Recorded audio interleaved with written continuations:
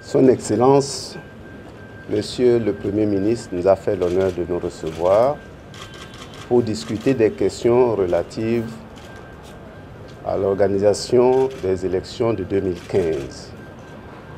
Comme vous le savez, l'ONUSI a un mandat pour pouvoir appuyer le processus électoral sous certains aspects dans ce pays, et le gouvernement a adressé une requête au secrétaire général des Nations Unies pour que le système continue d'appuyer le processus.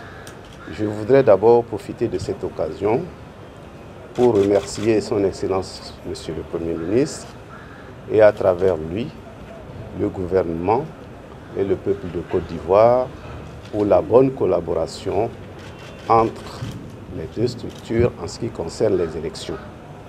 Comme vous le savez, lorsque les Nations Unies ont une requête, il est de pratique que l'on vienne discuter avec la partie nationale pour savoir exactement quels sont les besoins réels de la Côte d'Ivoire en matière d'élection.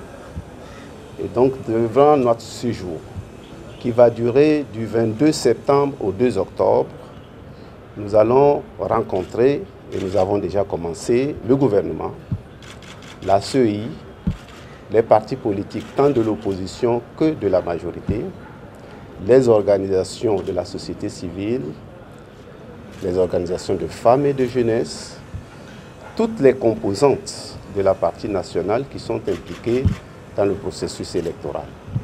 Nous allons également rencontrer les partenaires techniques et financiers de la Côte d'Ivoire. Et à la fin de la mission, nous allons adresser des recommandations au secrétaire général des Nations Unies sur les paramètres sur lesquels la Côte d'Ivoire et les Nations Unies vont collaborer pour l'organisation d'élections que nous souhaitons, comme d'habitude, transparentes et paisibles. Je vous remercie.